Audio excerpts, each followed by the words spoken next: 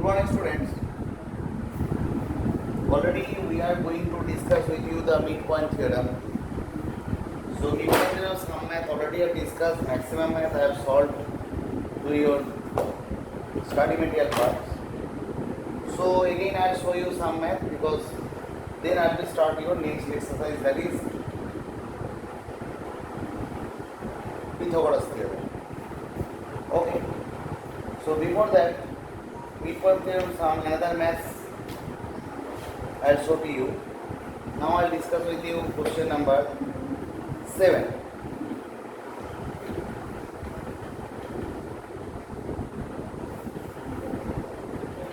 See that? First we draw the picture.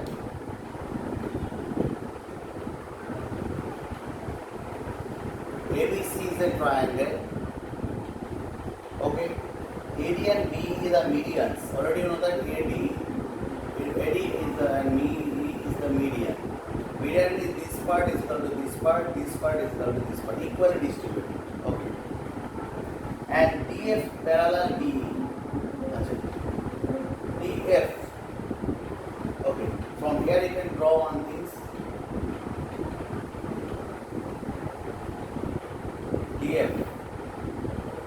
DF parallel DF parallel BE. Okay. Then prove that CF is the 1 by 4. Then prove that CF is the 1 by 4th of the AC. Now you see that part. AD and B is the median.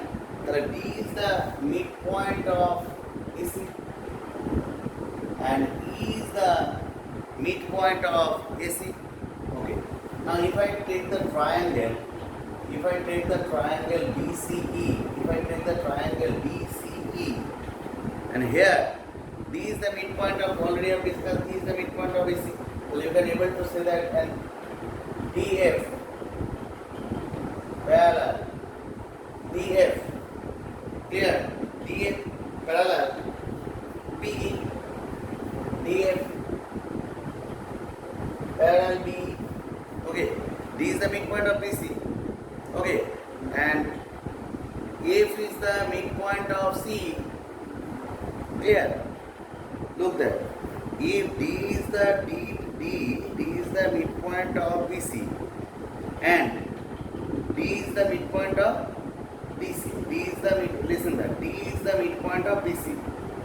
Clear? D is the midpoint of BC, and this DF parallel BE. When it will be happen, therefore you can say that in DF parallel you can say that F is the midpoint of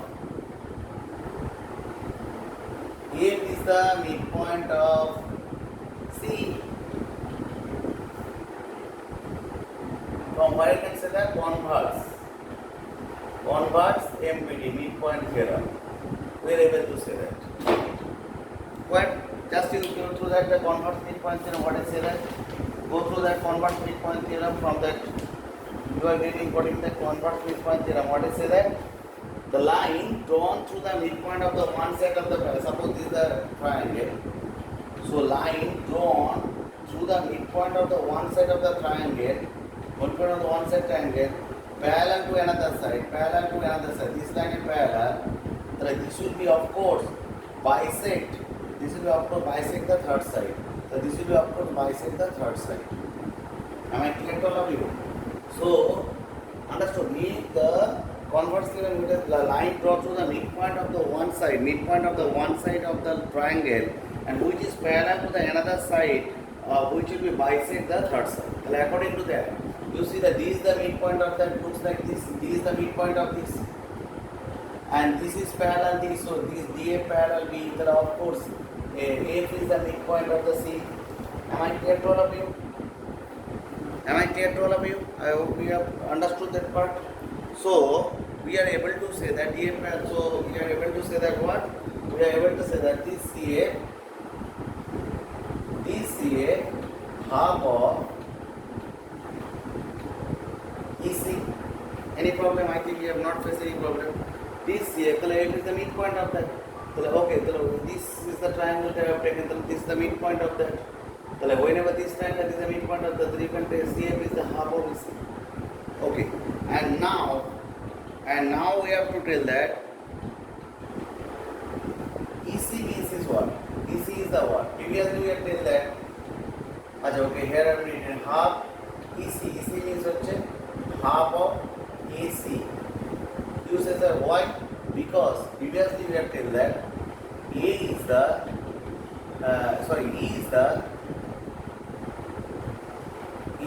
midpoint of AC. E is the midpoint of AC. Why?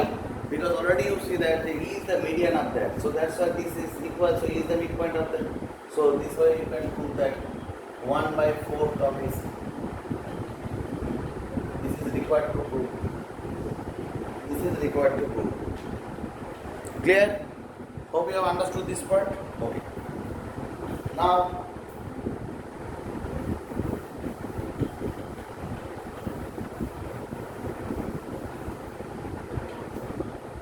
I will discuss the question number 9. Question number 9, what is say that if ABC is a triangle, ABC is a triangle, AB is equal to AC, DEF are the midpoint of the side BC, DE and F are the midpoint of this triangle, prove that the line segment joining AD, this is AD, perpendicular bisect, okay, perpendicular bisect EF and is bisecting, okay. So we have required to prove that, whatever required to prove that, we have to prove that AD perpendicular EF. And next, AD bisect EF. This two. Okay, so you have taken the triangle ABD and triangle ACD. These two triangles you are able to say that AD is equal to AD, common. AB is equal to AC, why? Isosceles triangle.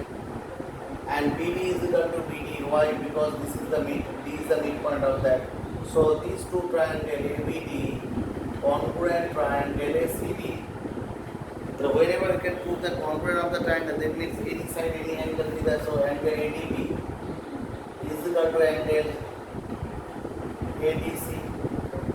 But ADB plus ADC, but ADB plus ADC is equal to 180 degree. Complementary angle. So ADB, if I can put the ADC in place of ADB, the two angle ADB is equal to 180 degree. That is angle ADB value 90 degree. So when the ADB value is 90 degree,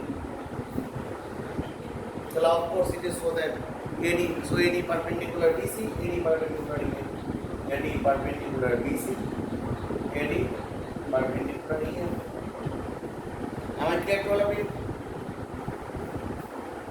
Sorry, north side you have not get the space for there, just wait.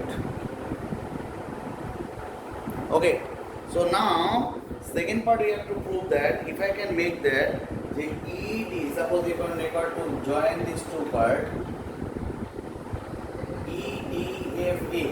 EDFA, you are able to say that this is a parallelogram. Then why this parallelogram? Because D